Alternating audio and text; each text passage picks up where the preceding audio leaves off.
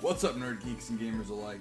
I already recorded this video, but apparently my PC forgot that my Yeti microphone was plugged in and I had to reset the settings. So, here we go, take two, and it's gonna be a little bit faster.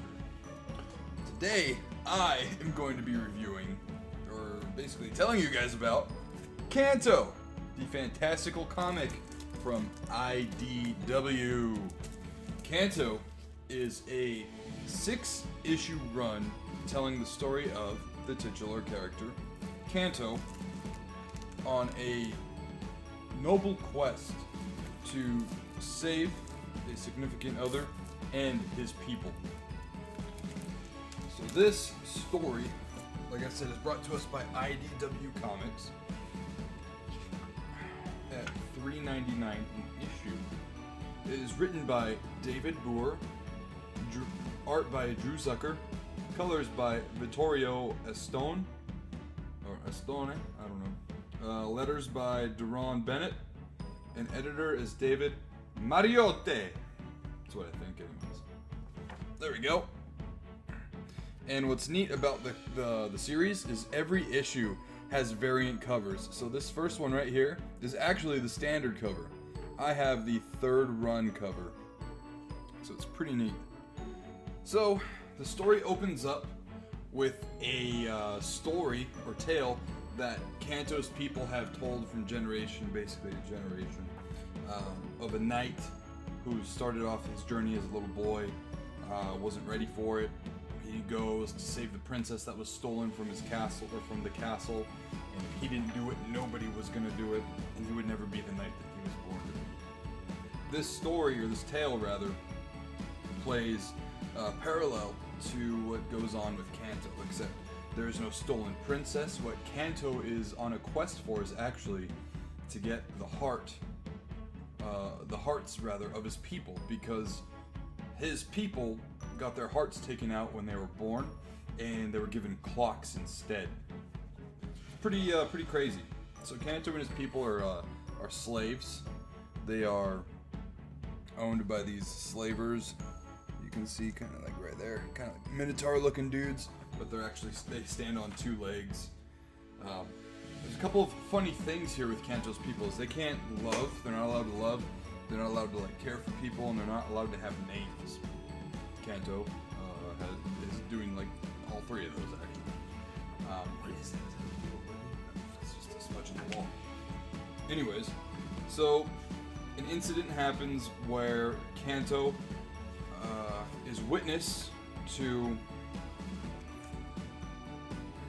a female character that he likes gets whipped, and her heart gets, or not her heart, but her clock gets broken.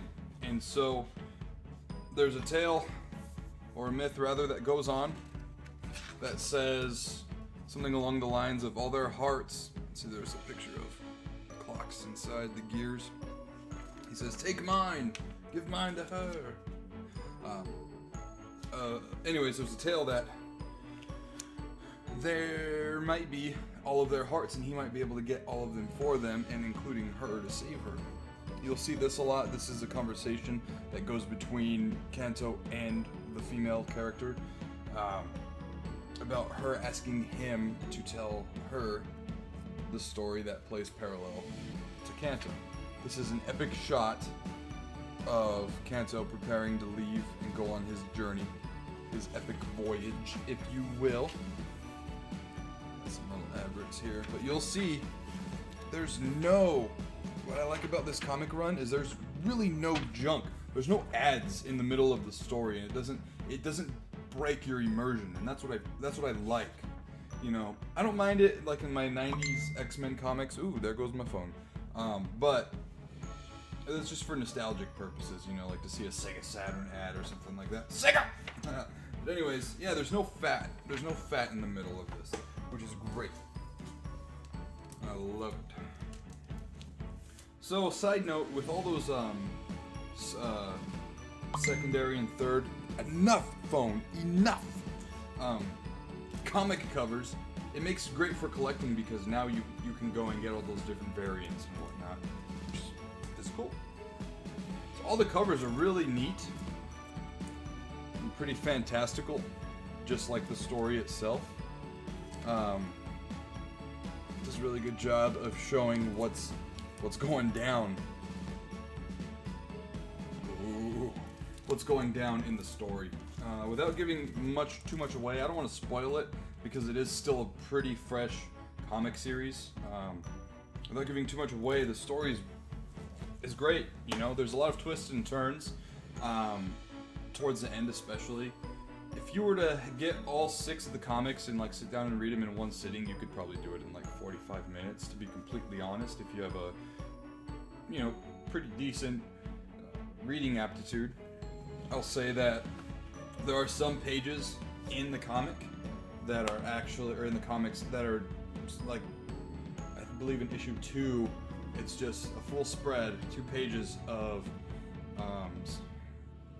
different stills, different panels of Canto and a friend on their journey, just going through different lands. And that's really cool too, because if there's too many dialogue bubbles in comics, sometimes it just kind of hinders the artwork that goes on in comics. And I mean, let's be honest, you know, there's a lot of people out there that get comic books, especially kids starting out reading comic books. They get it for the artwork. That's how I started reading comics, you know. So it does a really good job at keeping you. It pulls you in the story really fast. You know, there's an incident that happens in the middle of comic 1 that sets off the rest of the series, and it does a good job at keeping you pulled in. Like I said, there's no ads in the middle, so the immersion is still there. The artwork is really good. It's bleak when it needs to be bleak, and it's dark, and it's very. It almost makes you see the world through Canto's eyes without being first person, because he's such a small character, but he's also our hero. That everything looks daunting. I mean, everything. The slavers are giant. The giants are giant. You know, all the big enemies are crazy looking. It's very fantastical. It's very much set in a fantasy world. You never see Canto without his helmet on, so it kind of gives you that like Master Chief, you know, vibe or Shovel Knight vibe of like, what does he really look like? You know, I read the series to my 5-year-old, and she really bonded to it as well. What's great about it is the series, it teaches people, no matter what your size is, you can still accomplish great things, and you can still have, you know, 5 times the amount of courage as your size. You know, she's 5.5, and she's like a larger 5.5-year-old. She's really tall, but she still feels like Canto, you know, like a little person in a really big world. And it's really nice to be able to read a comic side by side with my kid, and for her to ask for more. I want more, Dad, you know. And we were reading them along together at the time that they were coming out, so I had to be like, yeah, you gotta chill, you know. This isn't like YouTube where you can just immediately digest, you know, each comic one after another. We have to wait for the next one to come out, you know, next month or next week or whatever. So this is definitely like a family safe comic that you can read along with your kids. There's violence and action, but nothing like they haven't seen before, you know. I think it does a really good job at respecting the reader's time. There's really no like tomfoolery, you know what I mean? It doesn't screw around with you. Like I said, the artwork's great. I'm not a professional comic reviewer whatsoever. I'm just your local neighborhood Spider-Man dude, you know, like I'm just, what's up? You know, I'm your local neighborhood geek. I'm your geek man. Friendly neighborhood geek nerd man. So, I mean, my opinion doesn't have a lot of weight to it, but I give this like a 10 out of 10. You know, it's short, it's sweet, it gets really from point A to point B without a lot of filler. I don't think there's any issue that had filler. It doesn't have time to have filler because it's only 6 issues long. And at the end of it, you know, there's like I said, twists and turns in the last issue or 2, and it's really cool. You don't see it coming until like the end, you know, and you're like, oh dang, didn't see that coming.